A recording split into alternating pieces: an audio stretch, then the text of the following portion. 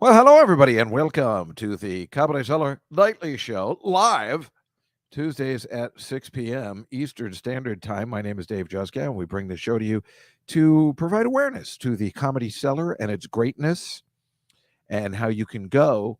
I mean, if you're serious about comedy, which I know sounds funny, you definitely want to attend the Comedy Cellar. Oh, hello, Catalina. Good afternoon. All the way from Chile. And obviously, Catalina can't go, but if she did come to New York City, that is where she'd want to go, the Comedy Cellar. And if you go to any other comedy club, you're an idiot. And that's where it goes. I think, Mike, I'm not even exaggerating, right? I agree. The Comedy Cellar is the place to be. The Comedy Cellar has like 100 shows a night. So it's pretty much easier to get in than it used to be since there's so many shows, and it's always good. And of course, if you're in Las Vegas, usually you can see Mark Coco Cohen, but I happen to know for a fact that he's in New York today because he is seeing Sarah's show tonight. Nice.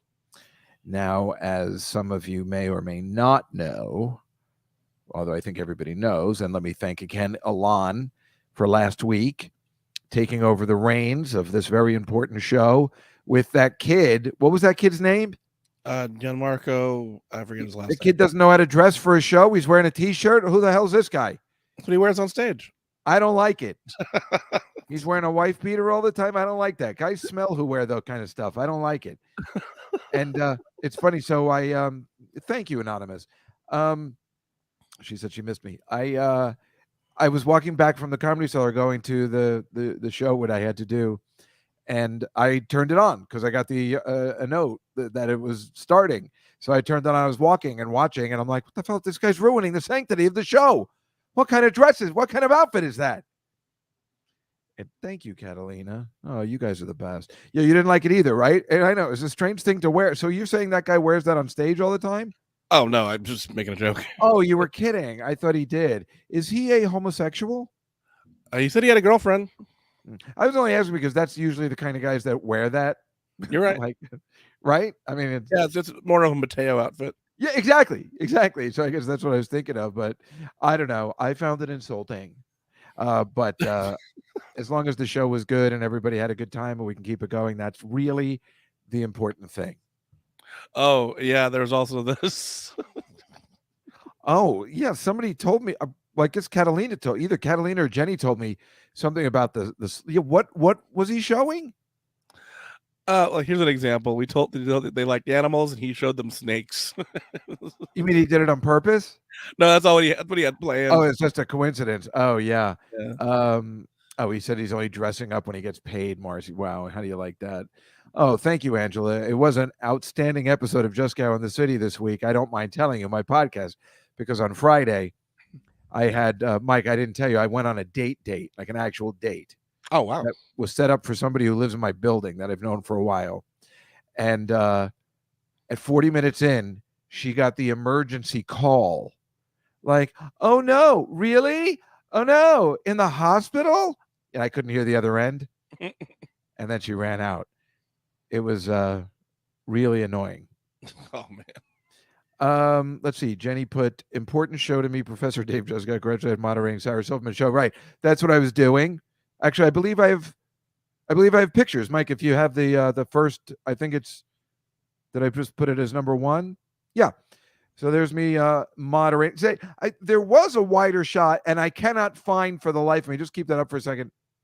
The video. I mean, I've asked them. I'm like, what, guys, where's the video so people can watch it? So I don't understand. So I don't understand what's happening over there. But yes, that's the writer, Josh Harmon. He's terrific. That's obviously Sarah. And we had all the little girls who are in the show, and Rick Chrome, our favorite. Mike, I don't know what, you haven't seen the play, right? And there, okay, so I went back on Saturday with my mother. So this picture is Sarah's dad, who's completely depicted in the play. He's like the star of the play, and that's the little girl playing Sarah, who was so sweet. She's like 14, but she plays a 10-year-old, and she had her little Disney backpack, and she came up. She's like, I was wondering if I could get a picture with your actual dad. It was the cutest thing you've ever seen. She's so talented playing little Sarah. Sarah Silverman's not in it. It's her life as a 10-year-old and being a bedwetter, and it actually deals with depression and anxiety issues. It's not it's not all laughs, and that's what makes it kind of interesting.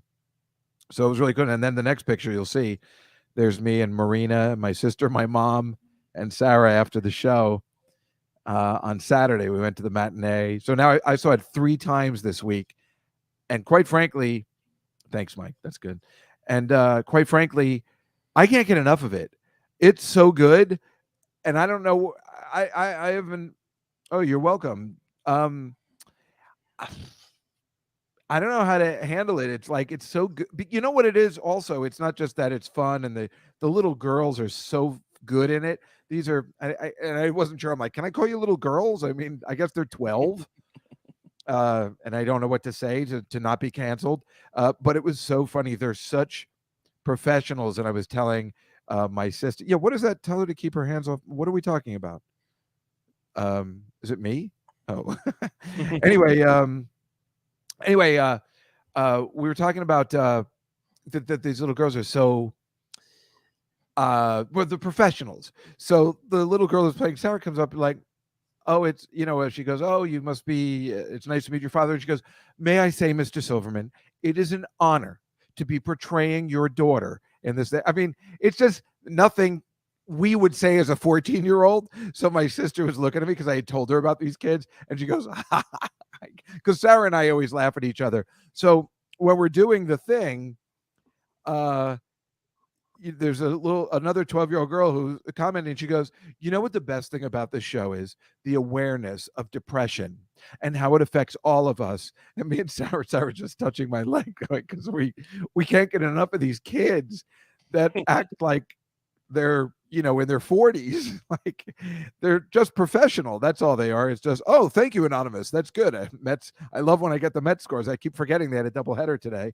That's good because they finally lost their first series. Also, anyway, so thanks about that date. Wasn't that funny? Mike, this girl, I looked up online. She has a kid, and the kid looked like an idiot. He's like in the Instagram photo, he's wearing a bow tie, and I'm like, you know what? I don't even want to hang out with somebody that's going to put their kid in a bow tie. That's just asking for trouble. And we go to this place, the Palm. It's like a steak restaurant, and she's like the fashion coordinator for like in charge of fashion for Saks Fifth Avenue. And I was like, what, this is what you're wearing? Like, I thought I was going to be judged. She didn't really look that great. But yeah, that emergency call. What? Oh my God. Make sure you call me at the 40-minute mark, just in case I'm having a bad time. Well, I was having a bad time too. I should have set that up in advance. No, Anonymous, the Palm is not as good as Wolfgang's restaurant. It's much better, but it's okay. And this was in Tribeca. And so then I decided I was going to have a steak and just be like, screw it. I'll just, have a steak. And then I saw the steak was $70. I'm like, you know what? Maybe I'll just have a slice of bacon. It was just too expensive to even. Oh, see, a bow tie on your dog? That's hilarious. Never don't think that's hilarious. So wait, yeah, well, Anonymous, Wolfgang's is Peter Luger's. It's a guy who moved from Peter Luger's to Wolfgang, so it's the same experience. The Palm is nice, but again, there was something inside her carafe of glass where I keep making fun of these snobatoriums in New York, but the thing is, if you're going to tout yourself out as being so perfect, then you better have everything better be flawless. Am I right, Mike? I agree. Meanwhile, I've seen Mike just hobnobbing with the biggies, Big J Okerson this weekend, hanging out, having the most delicious food I've ever seen. What were you were working with him this weekend? Yeah, we're here in San Antonio. That's fun. It's not. We were at Twin Peaks, right? Which is like a Hooters knockoff. It was boneless wings. What's it called? Twin Peaks. Oh, Twin Peaks. Oh God, it's a Hooters. Yeah. Well, what, could you get shots of that? I like the way the girls dress there, but Hooters is disgusting. The wings there are gross, and anybody that tells you differently is an idiot. Yeah, those are not true. Yeah, because first of all, they are coated. Like they're like flour based, and they're not the right part of the wings. They're really bad. What? Yeah, it's like a weird part of the wing. Yeah, I don't understand what they do. And, I mean, I only went to one Hooters in New York, and it was horrible. I wouldn't mind going to a Hooters somewhere else, but because I mean they do dress really hot. So but then you feel like an idiot eating all that horrible food in front of pretty girls. So there's a problem there. But yeah, their food is a little overrated. Although I guess you don't go there for the. I don't know why anybody goes to Hooters anyway. Well, I mean, I do know. You know what I'm saying? Yeah. Anywho, what do you got? Oh yes, yes. Oh boy, does that look like fun? Oh boy, as soon as I saw that, I was like, "Ooh, Mike's having a good time." Now I don't know why I did it in an Indian accent, but that is what happened. Oh, I know why. Because one time, this girl I was going out with brought me to a breathing exercise place, like a yoga thing, and there was an Indian woman there who was teaching the class, and it was a breathing exercise class, and I guess she thought I fell asleep. Maybe I did. And it was certainly easy to do. And then the way she deals with it, she goes, "Some of you are having a good time," meaning I was falling asleep. And first of all, I was disgusted to just be on the floor anyway. You had to blow your nose first, and people's Kleenex were on the floor by me. I'm like, this is so gross. And this is before COVID. So I've always been, against all that. I never get sick. And that's probably why, because I'm like, I am not going to sit here while people's Kleenex are right by my head. Yes, cancel for the Indian accent. But whenever I say, "You look like you're having a good time," I'm imitating this woman who was Indian doing a breathing exercise. So it's not, is it that bad, even if it's just an imitation of an actual person, of an event that happened to me? Is that being canceled? I don't know. Meanwhile, that girl became a yoga teacher, so she used to be really pretty, and then anyway, it doesn't matter. Actually, speaking of which, I think the other pictures I've sent you, Mike, if you look at A, is what happened today. Yeah, just keep that up for a second. So let's talk about it. If you ladies have a problem with what I'm about to say, I'm going to explain my actions. I'm not happy about this cover of the Sports Illustrated swimsuit issue of 2022. Yumi Nu.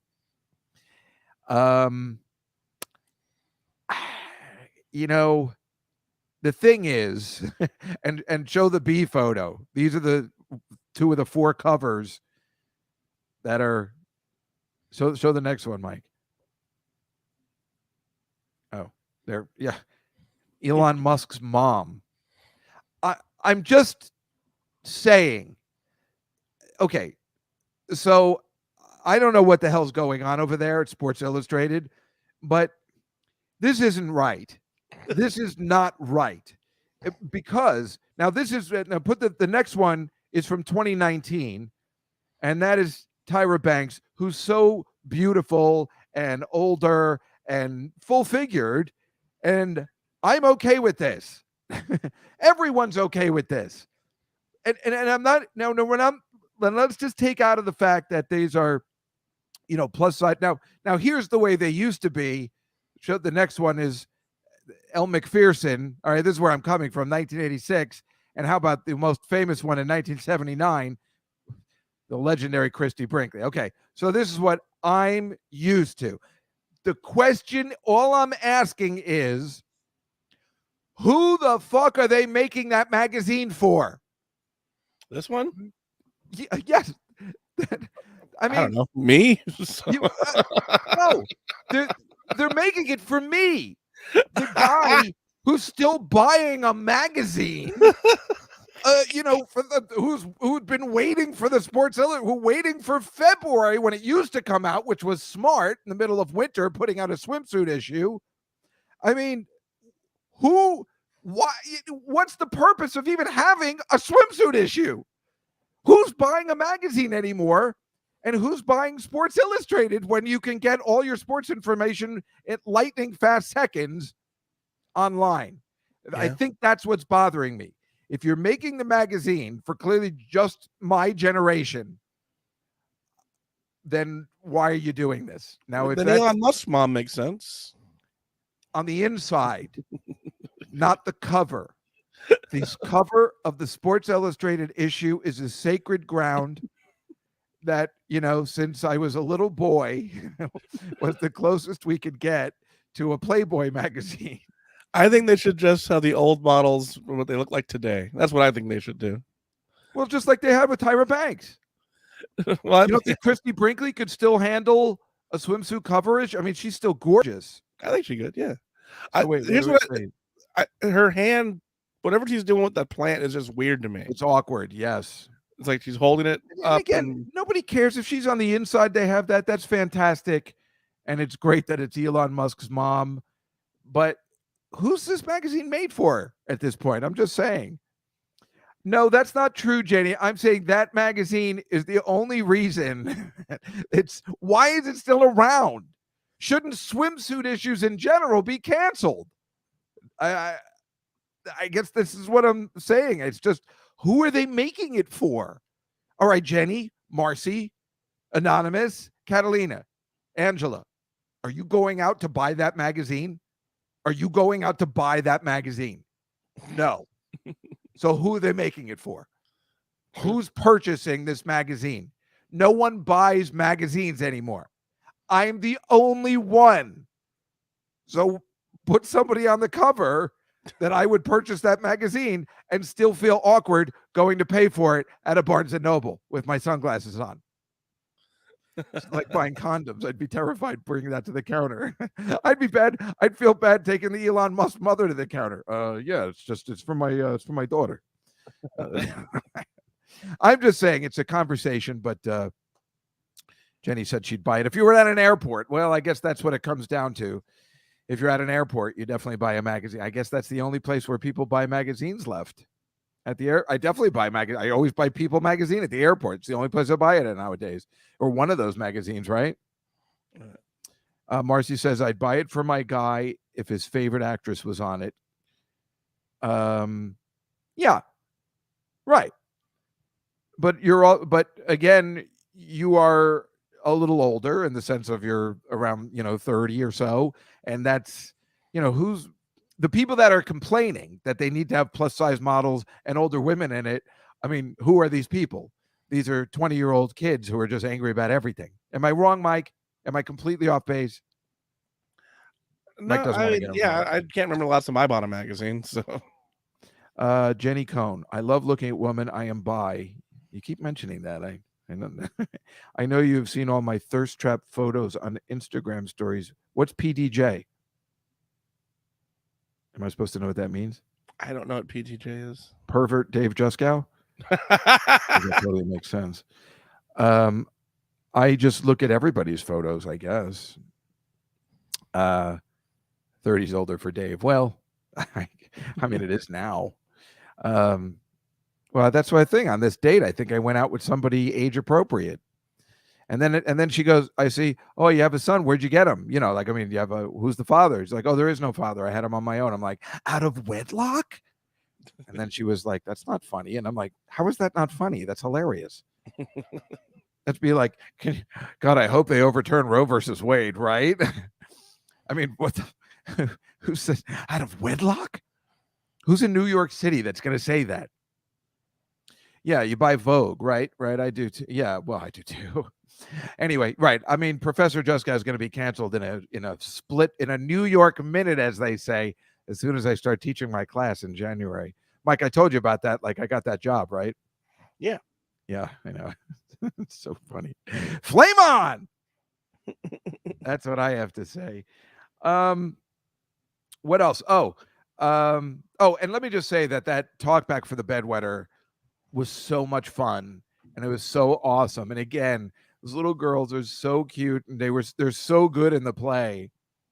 And they have like 3 villain actresses that hate Sarah, or they're like, you're a bedwetter, and it's really good. They're really good. The woman who plays her mom was there that night, but she's got COVID, nonstop COVID.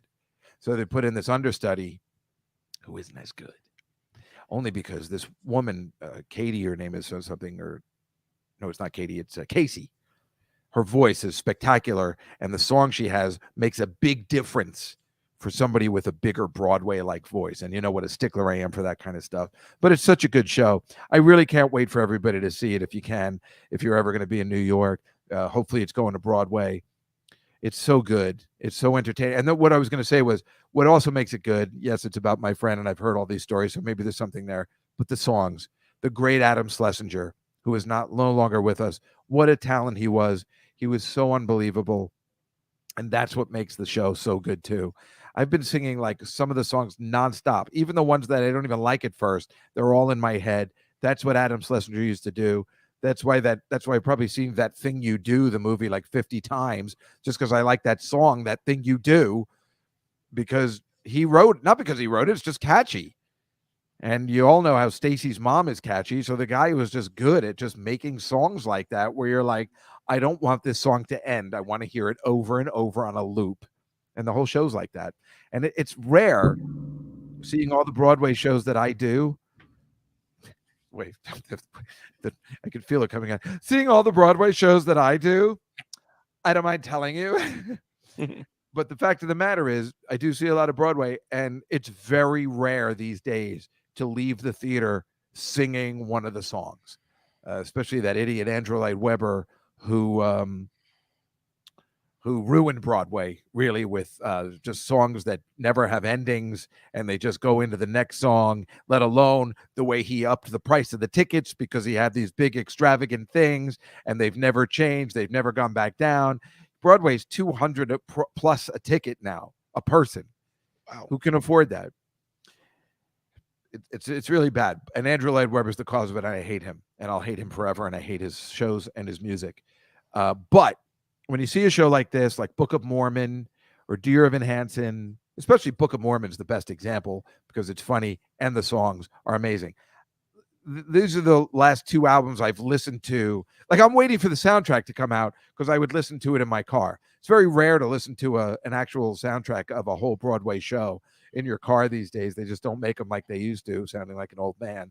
But no, I didn't like Miss Saigon. But that's not Andrew Lloyd Webber. But that's not my problem. I just sometimes I don't care for that. I'll tell you what I did like, and I've listened to the soundtrack, is a show called Next to Normal, which was an amazing show about depression, like Sarah's in many ways, and with a performance by this actress who won the Tony, Alice Ripley, who was never seen again, like anywhere, which is because she obviously was actually crazy, from what I'm told, which is why she was so good at the part.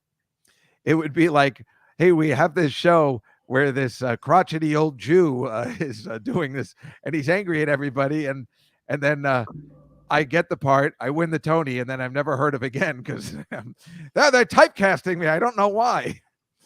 But no, the Cats movie is supposed to be awful, and Cats is a horrible show, and everything about it is bad. Andrew Lloyd Webber ruined Broadway, and come on, folks, face it. Don't you like songs that have buttons at the end, as they call it? Buttons. Some of you leave the theater singing, and the guy's only doing it for some doll, some doll, some doll. Nothing.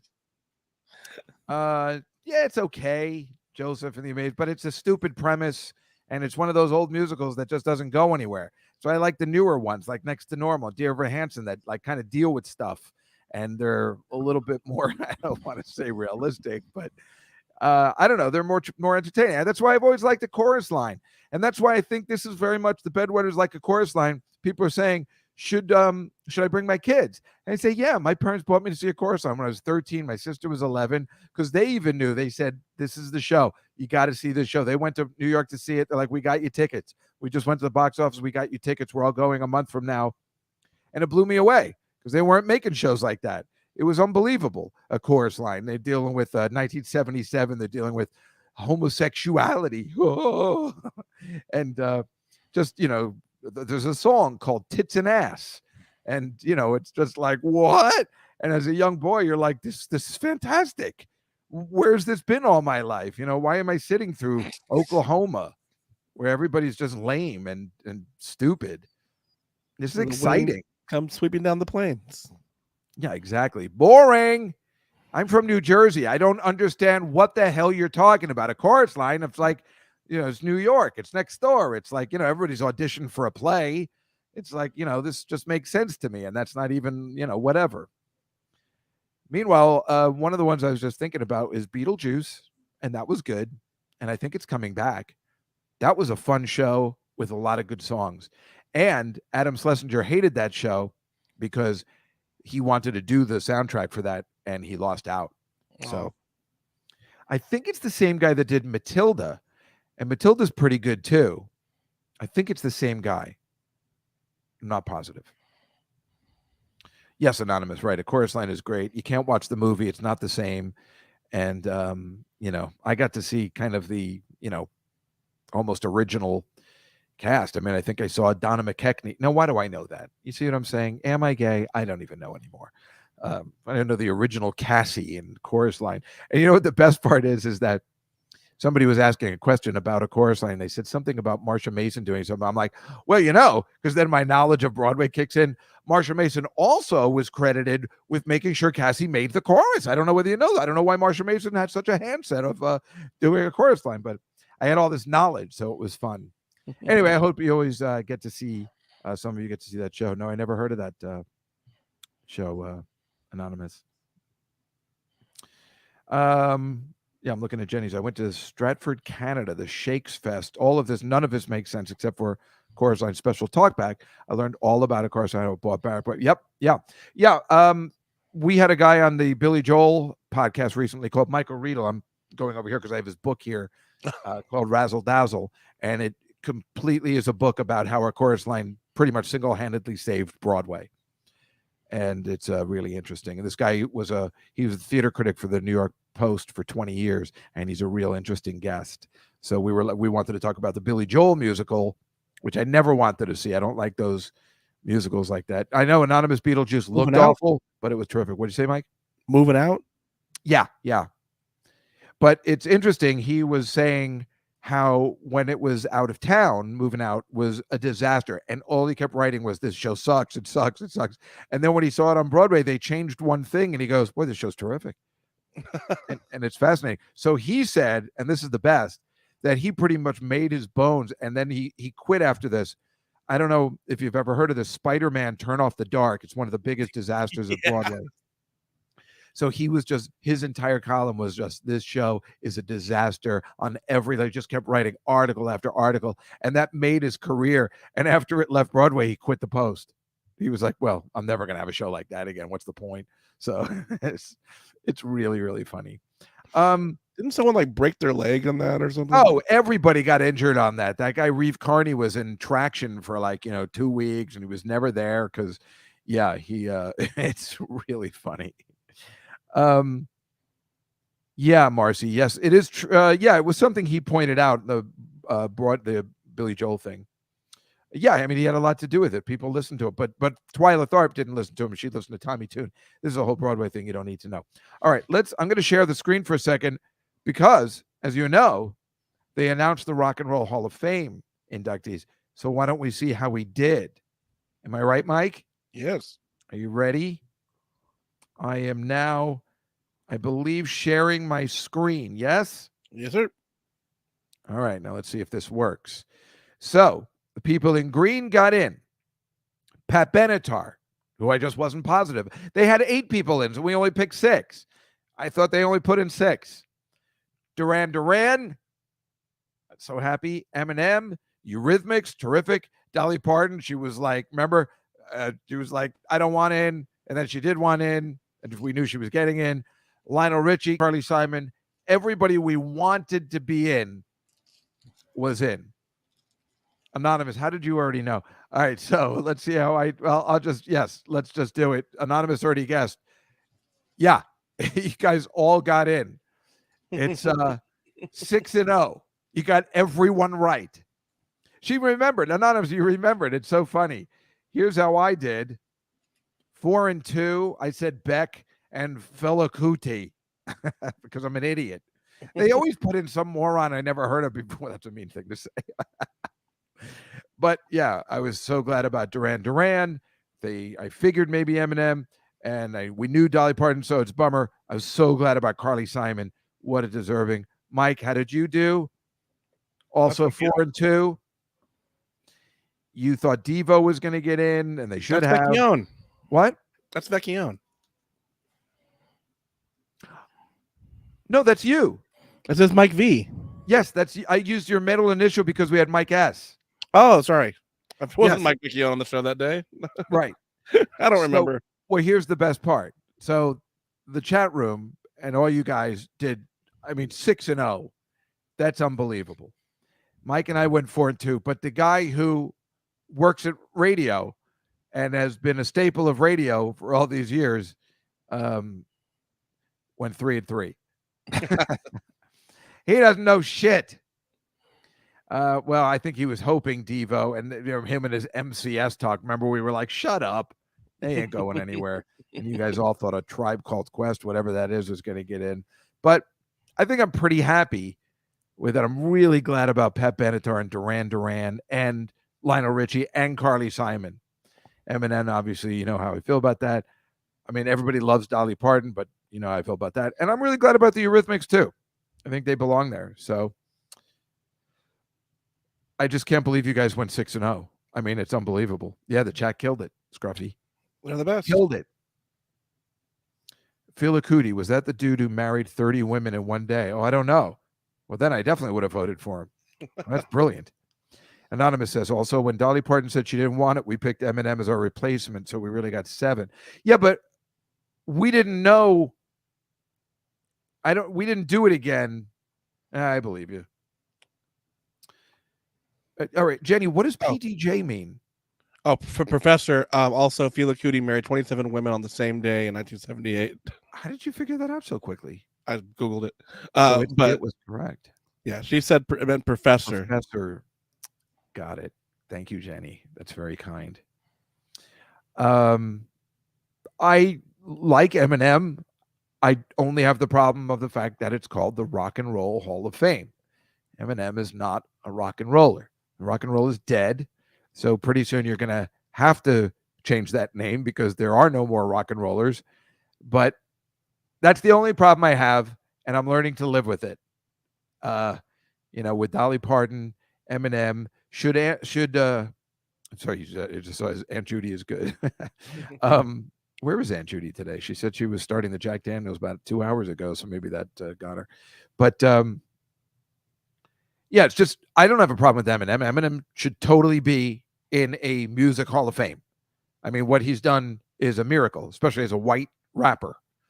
But should he be in the Rock and Roll Hall of Fame? Do you know what I'm saying? And I've been saying this nonstop, so we already know where I stand about that. I don't know, Marcy. Aunt Judy definitely said she just tends to forget. Oh, Catalina, did I mention I was going to do that? Did I mention that? I think I mentioned that on the podcast that I was worried about having a Bridget Jones Fitzpervert moment on stage when I was on the doing the talkback. Fitzpervert. Don't say something about the kids or something like that. The stupid. Don't say anything stupid. I didn't. I think I went. I think everything worked fine. So I don't know. I saw a guy Saturday on a Jack Daniels t-shirt. Thought I meant Judy. It's funny that she would love that. It's weird. What do you got? Oh, God, he married all those women? Yeah. Well, I think some more that you can't see. Why would you marry all the same types of women? See, I always wondered about is it Islam and what they believe? If you kill somebody or die, you get 77 virgins. Isn't that it? Or 73?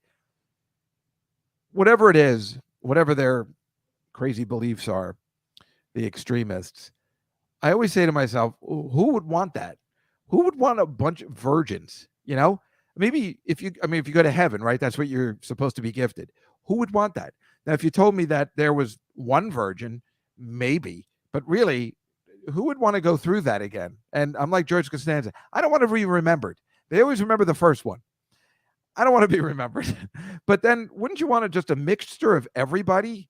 Maybe at that point, once you're dead and you go through 73, maybe even a guy or so. I'm just like if it's John Bon Jovi.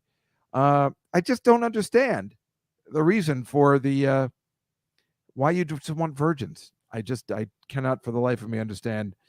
What are you doing? That's a Dennis Miller joke. After a few virgins, I want a pro. Exactly. I think 72 virgins. Anonymous. Yes. Very strange. Very strange. Whoever came up with that is a very strange person. Anywho, Alon and I are playing in Bushwick today. it makes me very nervous, Mike. I don't like Bushwick, and I don't think they've, maybe 15 years ago, people were like, "Oh, it's going to pick up. It's going to be a great place," but it's still not. It's a really dangerous area of Brooklyn. And the other day, I was going to Rachel's, and I took a wrong turn on the motorcycle that I ride, and I ended up in Bushwick, and it was so obvious I was not where I needed to be because you could tell right away there's something wrong with this neighborhood.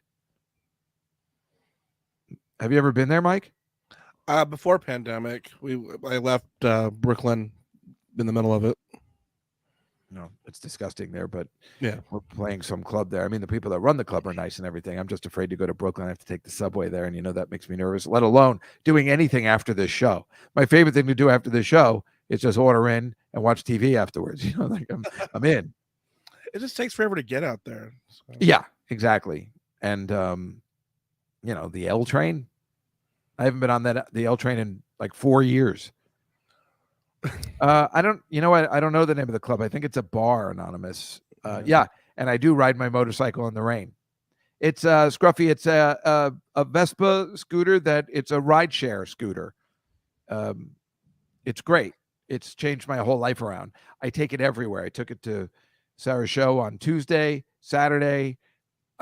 If I get this job, then I might have to take it Battery Park City. I'll take it down there. I love taking it. I ride it all over the place. And the Revel, that's what it's called, right? And I feel the best part is now I try and rush it because it saves money if you get there faster. So that makes it much more exciting. And you're zooming in and out. It's really dangerous too. And that's what makes it fun. But yes, I've ridden the motorcycle in the goddamn rain in the past 2 weeks. It's so annoying. But when it's happening, I can't stop thinking of the Billy Joel song. And then I'm humming it in my head while I'm doing it, and then it gets fun again. So, Angela, what are you talking about? What are you going to sign off soon? What's happening? What is going? Oh, there's Judy. I finally got voice on. Computers are made for 8-year-olds. You got that? I mean, I've never seen somebody have so much trouble with their electronic equipment all the time. Well, Jenny, you don't even understand. I ride a bike in the city as well. That's even dangerous, like it's riding a bike or anything that's not a car. Driving in the city is terrifying. I'm hearing a whole bunch of honking and nonsense outside because the Queensboro Bridge is somebody stalled on the top level. So now all the traffic is in the neighborhood. I can hear it all outside. I've told my niece, I said, if they really wanted to have a good driving test, they should test people from my parking garage and try and get to Jersey from my parking garage in the city. When my parking garage is on 56 and 6, that's right off Central Park. So you have to get out of the parking garage, which is a trouble in itself.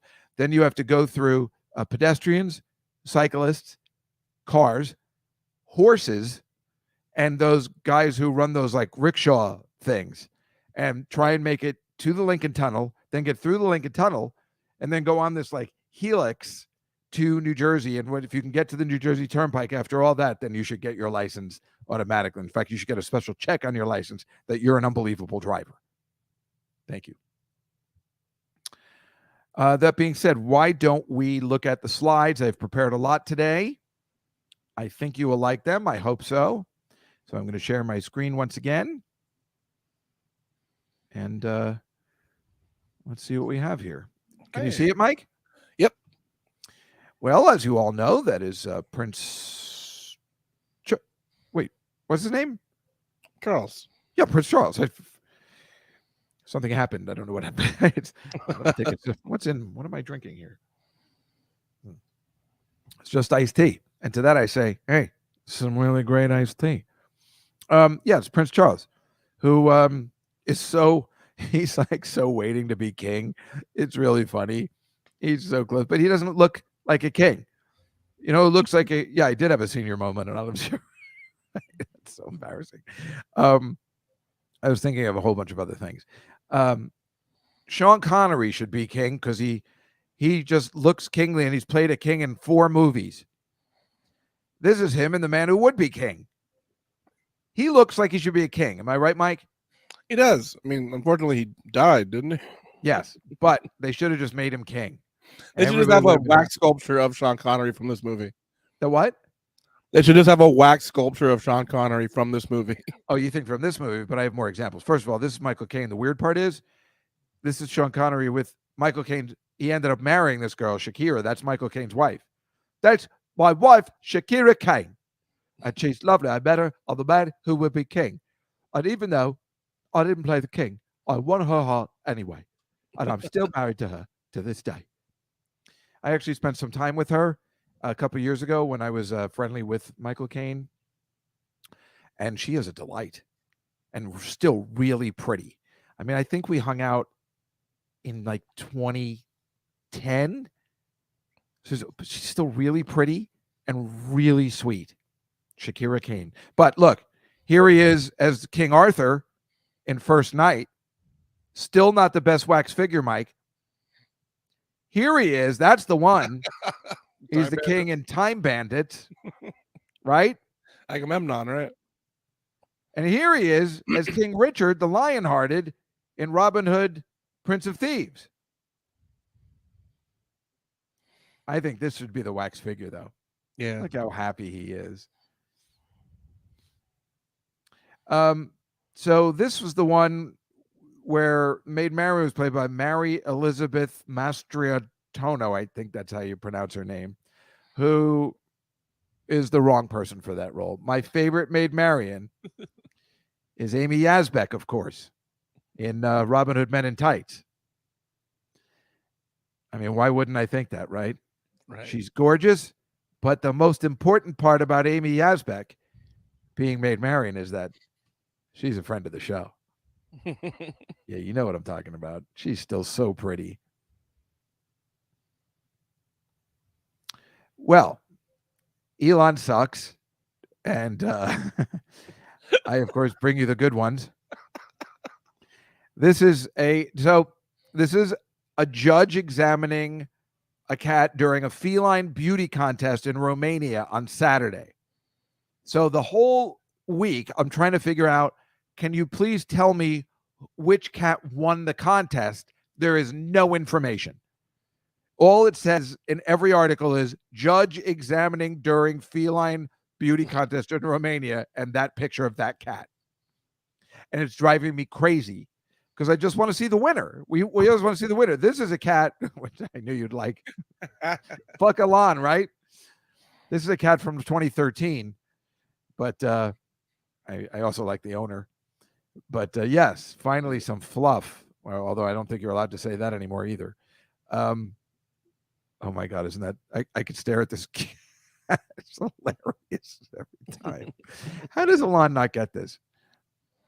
And speaking of animals, I think somebody was talking about corgis early on. He showed this last week. Oh, he did? Yeah. Yes, these were corgi puppets. They're puppets. That's why they were talking. So he showed this already. Right, which I guess would be considered, if you're showing snakes and puppet dogs, it would be considered creepy. But how could I have not have, shown? I mean, these are just so funny, and they're for the Queen's Platinum Jubilee. See, I like puppets. There's me and Bernie, and I like, I usually don't work with animals, but this dog would always get me into trouble. This is right out of Puppet Pics from 2009, where we're taking the bus to work. But then we end up in that speed bus, from the movie Speed. And I'm just like, just as long as I don't spill my coffee, I'll be fine. And then we go over the thing, and it's so stupid. I can't help myself. Yeah. And here's a gorilla replica at a park in Hong Kong. This girl is crying. Duh. This is terrifying. What kind of show is this at a park? Everybody's terrifying. That bulldog is terrifying. Of course she's crying. What is she thinking is going to happen? Maybe it says something too. Maybe it growls. That's a strange thing to put in a park. Oh, my new gig, Marcy? Yes. Yeah, I guess I can tell everybody. Actually, I'm going to be on this new TBS show called Stupid Pet Tricks. It's the David Letterman thing. and I play the voice of a dog that's a writer on the show. That's awesome. So my favorite thing to do, playing animals and puppets. As the last gig I had was TV Funhouse, which is the exact same thing. So it's my favorite thing. And yeah, I'm also playing a rabbit as well, who's really into, who hates gluten, and he tells everybody that they should quit gluten, and he's really annoying about it. So it's my favorite thing. It is perfect for me. Thank you. No, it's TBS. So everybody should be able to see it. I don't know when it's coming out. This is a guy who he's a war veteran and they're celebrating in Ethiopia on Patriots Day, which apparently celebrates the end of Italian occupation in 1941. But as soon as I saw this guy, I'm like, what kind of outfit is that? He looks like the grandfather from Chitty Chitty Bang Bang.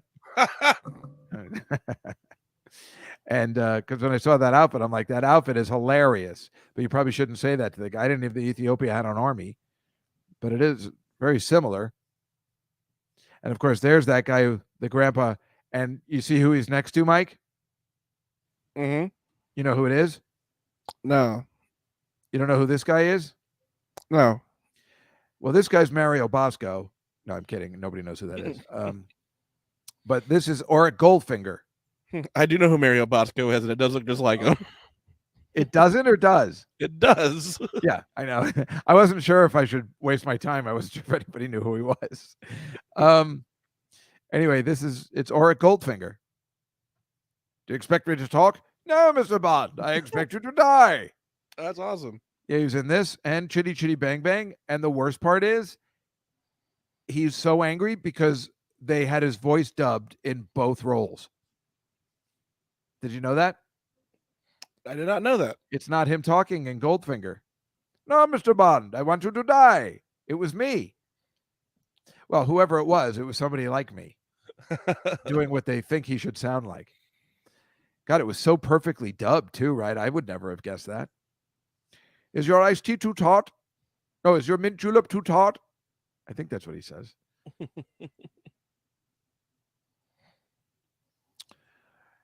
This is a Cinco de Mayo celebration in Mexico City where they are recreating the Battle of Puebla. I feel that they are missing the point of Cinco de Mayo.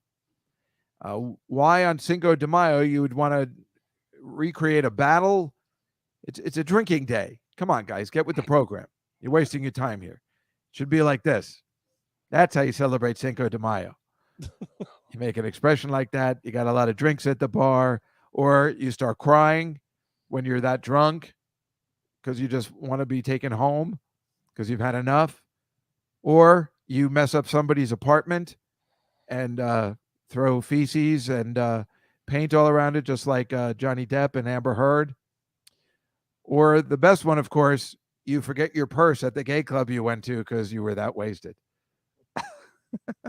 Is that funny? Look, I have my purse. No, the previous picture is still disturbing. This one? Yeah. Yeah, I really fucked up somebody's apartment. Good.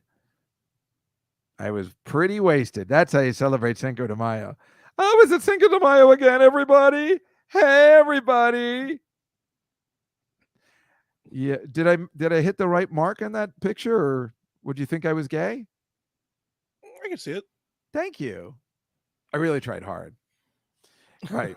It's not a purse. It's European. I get the Friends and the Seinfeld one mixed up with the man purse. This is U2 performing in a subway in the Ukraine. Now, President Zelensky just called up U2 and asked them to perform. So I did the exact same thing, and here they are to perform the song One. Now, wouldn't that be something if I just, hey, could you guys come over and play in my house? We have a show. We're just trying to get people to laugh during COVID, but COVID's over. Well, I don't know.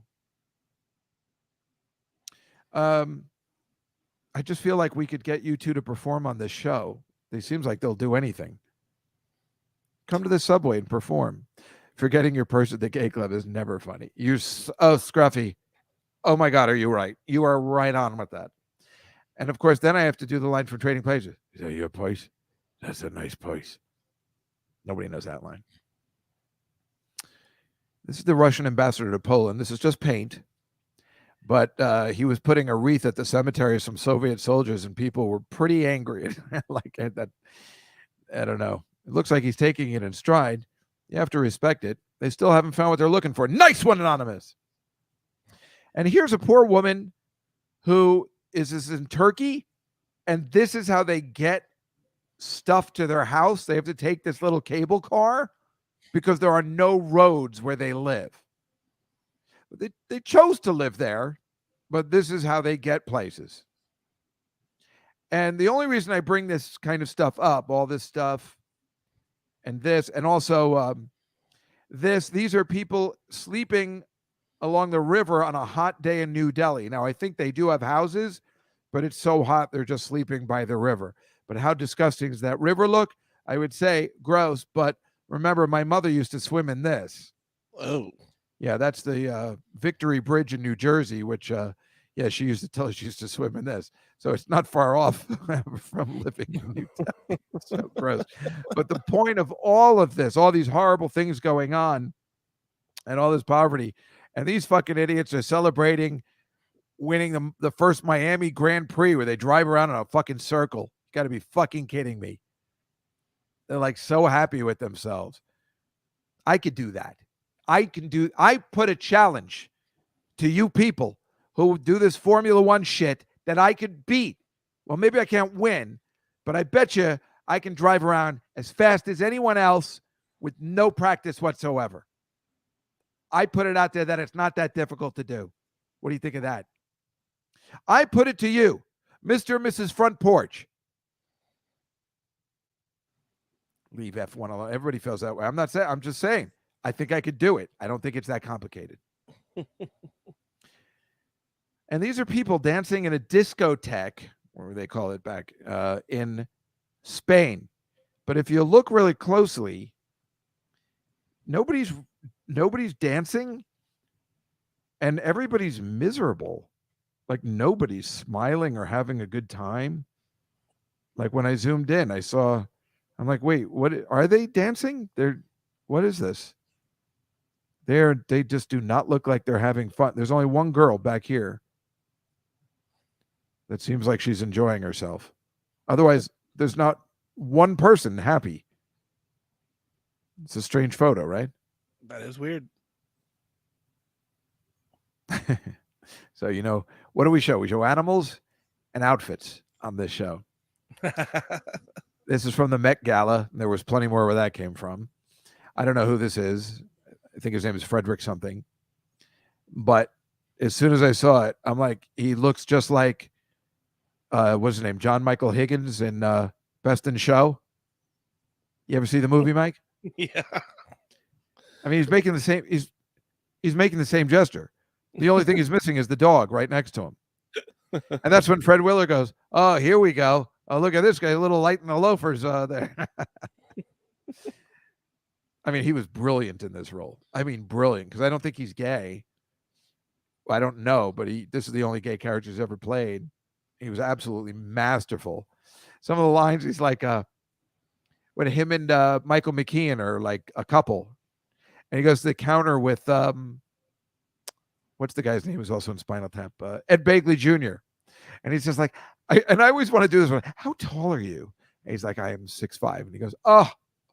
And it's just so funny. And he goes, who's going to be paying for this? And he just goes, talk to daddy. And I've done that before with Sarah and Ray. Like anybody who's paying for me, I'm like, talk to daddy. It's funny every time for me. This is a Balntine Fire Festival in Edinburgh, Scotland. And the only reason I bought it up is because this outfit looked so unreal. I don't know whether you guys have ever seen the movie Hannibal. It's a sequel to Silence of the Lambs, and I've seen it like 100 times. I love the sequel to Silence of the Lambs more than I like Silence of the Lambs. I can't tell you why. It's not the greatest movie. There's just something so entertaining about it. The performances are all good, and it's really good. Mike, have you ever seen it? Oh yeah, really? Yeah, right? I love it. I think it's great. So there's a scene where Hannibal Lecter and this Italian police officer are going to this opera. They don't know they're going to be there together. And these are the cast members that are in the opera.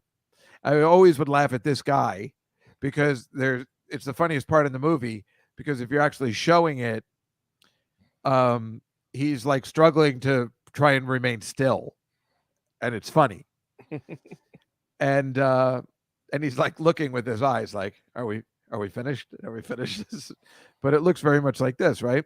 And then the best part is at the end, like after they finish the show, they're all like smoking and drinking in costume. And that will always make me laugh when they don't take off their makeup and they're like, yeah, they lose me in the bunker scene, you know? I don't know why that always works for me. I think it has something to do with many years ago. I think maybe I was in camp. I don't even remember. Yeah, I think I was in camp, and we saw a production of The Fantastics somewhere in Pennsylvania. I don't know if you've ever seen this show, but the one of the characters is named, is it the Wall? It's like a silent character, a mute. Maybe it's called The Mute. It's a very strange play, like a 7-character play that had been the longest running show on Broadway for years. And this woman is dressed up in this kind of makeup. And then after the play, all the actors were outside smoking, and she was wearing the makeup. And we went to talk to her, but she was just like, yes, thank you so much. Like, she was so snobby and such a bitch. Like, it was like really funny. We were trying to be nice, and she was kind of sexy, but she was still in her makeup. And we're like, you're still in your makeup. You look ridiculous. How dare you be mean to us? I don't want to tell you, Anonymous, where I went to camp. It's a Jewish camp, and it was disgusting. I hated it so much. Then I went to a Catholic camp, and that was so much more fun. That was in New Jersey. It was a YMCA camp. It was so much better. This is it's called St. Walpurgis Eve, and it is a tradition to ward off evil spirits and witches in Germany. So I looked up how long this tradition is going on, because I say, you know what, it's not working. Because, why you allowed Hitler to rule, it can't be working. How are you warding off evil spirits if you do this every year and you still do this? You do the worst thing that's like ever happened. But it's been going on since the 700s, and Hitler wasn't born in Germany. However, in doing more research, it usually happens around April 30th or May 1st, and Hitler did die on April 30th. So then maybe there is something to it. I like to do the deep research. I didn't wet the bed at camp, Marcy. I'm not a bedwetter. That's Sarah. But I do remember waking up one time, and my friends were on my bed, and they put my hand in water because they wanted me to wet the bed. I'm like, how did you think I wasn't going to wake up when you put my hand in water? Like, I never understand how people can sleep through that. I'm like, any given noise, I'm up at a second. I guess they didn't plan for that. And these were like my best friends. I'm like, dickheads. And this I put in for Catalina, because anything that comes out of Chile. Oh, you did, Anonymous? It was that YMHA camp. It's in the Poconos. What's the name of it? I can't think of the location. All I know is that this camp, one of them was called Najwa, and we slept in tents, 4-man tents with a concrete floor. It sucked. To go to the bathroom, you would have to walk a quarter of a mile up a dirt road to pee. So everybody would just pee outside the flap of the tent. And it went down a hill. And one of the guys was so sleepy one day, he fell out of the bunk and rolled down the hill. And so then I was like, this is a horrible place. My mother has a whole bunch of postcards where it's just written, get me out of here. And I hated it so much. And then my nieces went to camp for like counselor thing or something they had to do at a camp in New Jersey. And they had to go to that particular camp, which was now like, locked up and closed down just for counselor training. And my niece told me they still had those tents. And I said, they didn't burn down those tents. Only the boys had to sleep in tents. The girls had cabins. It was disgusting. Dave Juskow belongs in air conditioning at a hotel. He does not care for the outdoors. Thank you. Anyway, Catalina, did you see this partial solar eclipse? I mean, when they have them in New York, I never get a chance to see them. I didn't get to see I think there was a big blood moon or something recently. It's very difficult to see over the buildings and stuff. It sucks because you love this kind of stuff. It's exciting. It never comes to my part of town. Brian May visited Alma when they performed. You're talking about Queen. Well, it can't be. Well, I guess it's what Queen is now. Is Queen worth seeing now with that kid from American Idol? This is a couple that was posing for their wedding in Grand Central Station this week. And, as you can see, it's stupid. And Grand Central Station is stupid. But it's funny that there's people walking around whenever they posed, because I got so drunk one night. I was there at 3 a.m.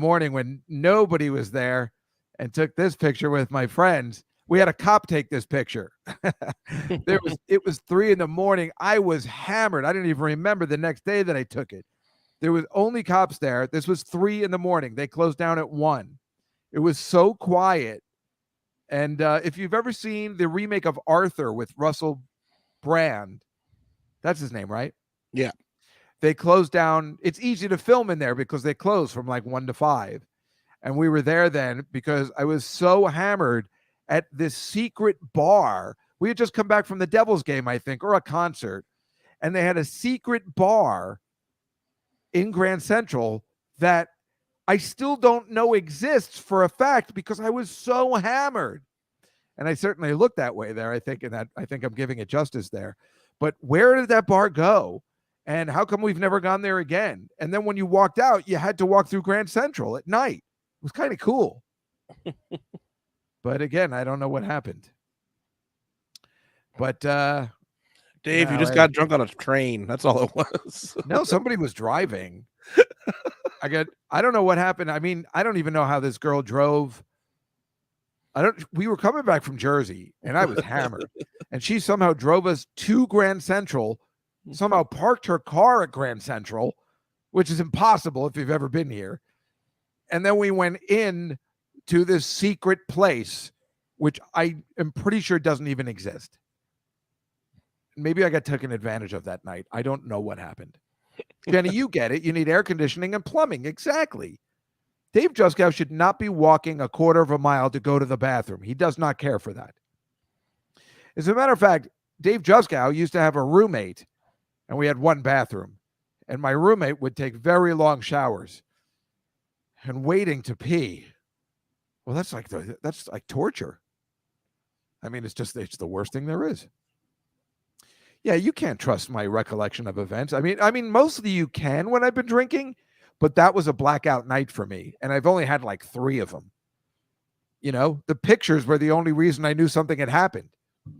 That one and the one what we were talking about the other night, I think, when Laura was on. To show the ALS awareness that the night I met her, I blacked out. That rarely ever happens to me. That's why it's so fun. Oh, thank you, Liz. Yes, I do have a new haircut. I got it on Tuesday before the big show. And Sarah made me cut it shorter. So, yeah, right, Jenny? You love living alone for the reason of not sharing a bathroom. There is something to it. And that's why I've always... if you're going to get a place and move in with somebody, you need 2 bathrooms. It's so important. Am I right, Mike? I agree totally. And now you're just saying you agree just to get out of the No, conversation. I have a roommate right now, and Harlem, and I have had to wait very impatiently. So you know exactly what I'm talking about. Yes. It's messed up, right? Oh yeah.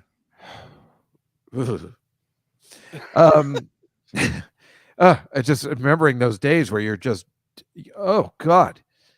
There's just nothing worse than, I mean, that's why I'm like, how do dogs do it? Can you imagine being a dog and having to wait to go outside to pee?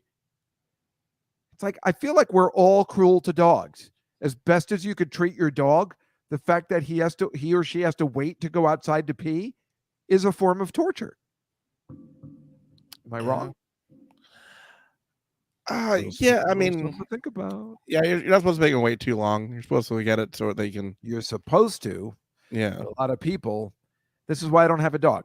I don't want to be that guy that is out and then I come home at 3 a.m. and my dog is dying. I mean, it's just not right. A lot of people complain about dogs. I've seen protests outside. They don't like dogs in New York City because they think it's cruel. Even having a dog in the city where it has nowhere to run is a little cruel sometimes. Having a big dog in a small apartment. Just saying. Yeah, there's dog parks. There are places you can take them to. Yeah, I know, but still, you just want a nice place where they can run. Although, you know what? You could say the same for myself. I would like a nice place to run too. I think it depends on the breed. There's a lot of breeds that just don't want to run. They generally want to just flop around. Well, then they have those smaller breeds where people just have wee pets in their house, and that's got to be a better life. But anyway, Elizabeth, I get back on Monday. Yeah, she was asking if I'm back in New York. Yeah, no, I saw that's yeah, because I think we really want to try working at the Cellar to do one of the shows here. We might try again next week, so we'll see what happens. Only if I get this regular people's job, I would have to be. It's from 8 to 4, and then it would be better for me to make it to the Cellar than coming all the way home at 6. So I'd like to give it a try. Let alone, I just want to see. I just want to see what it's like doing the show from the Cellar, right, Mike? Yeah. Mike, where are you performing this weekend? I know next weekend you are in New Jersey at Uncle Vinny's, but this weekend, do you have anything going on? Yeah, I'm going to be in Tampa at Side Splitters with Dan Soder. Yes, with Dan Soder. Terrific. You're doing really well. I'm proud of you. Oh, thank you. I don't mean to say that, that way. I'm just saying I'm really happy for you. That's what I think. Nicely.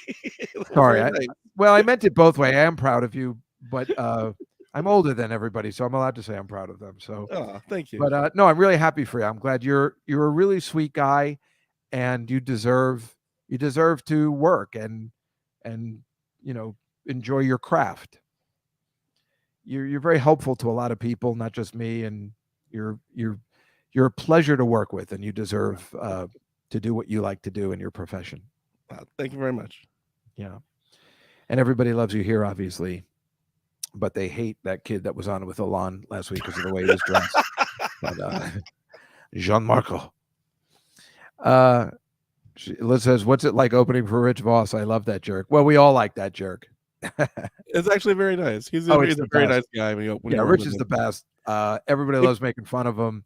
That's what makes him fun. I think that's why people like me. People love ripping on me. When you're Rich or me and you can take the ribbing, that's the best combination. Am I right, Mike? Yes, 100%. Because people love ripping on Voss. And meanwhile, Voss will rip on everybody else, just the way I do. So we're very similar in many ways. But Rich is a real sweetheart when you really get to know him, and really funny. He's been around a long time and a terrific guy, and I'm glad he is at some point be in a happy place on occasion if Bonnie's not yelling at him, which is of course hilarious anyway. But anyway, that's our show for today. Maybe next week Mike and I'll be together. That would be unbelievable. You're going to be at Side Splitters in Tampa if anybody's around that neighborhood, and then he'll be in Jersey here on the shore on the big Memorial Day weekend down the shore. That's pretty cool. I will be nowhere. I am just not performing lately. I have a big gig coming up at another comedy club on June 22nd, but I could tell you about that more maybe on the podcast. I hate to mention other clubs when we're on the Comedy Cellar podcast, but they know we play other places. But right now, I don't know, trying to figure it all out. So that's the story for this week. So thank you so much for joining us. This is the Comedy Cellar Nightly Show. Please, if you're ever in New York or in Las Vegas, got to come to the Comedy Cellar. It is the best. All of our friends work there, and some of them are nice, and some of them are assholes, but even the assholes are really funny. So that's the bottom line. It was great seeing everybody in the chat room again. I'm so happy to be back. I don't like missing a week, but thank God there's things I have to do sometimes, I suppose. Oh, thank you, Marcy. Oh, sorry, Catalina. You guys are really the best. This is so much fun. Alon had me bumped. Yeah, that's so funny. But I'm really happy for Alon too that he's getting to work at the cellar and everything, and that's why it's easy for him to take over the show. Certainly, having one of your friends take over that you trust is really good. But I just like the fact that they, Mike and the Comedy Cellar, believe in this show and want to keep it going when I'm not even here. So that's all good stuff. Anyway, have a great week, everybody, and we'll see you next time on the Comedy Cellar Nightly Show. Good night.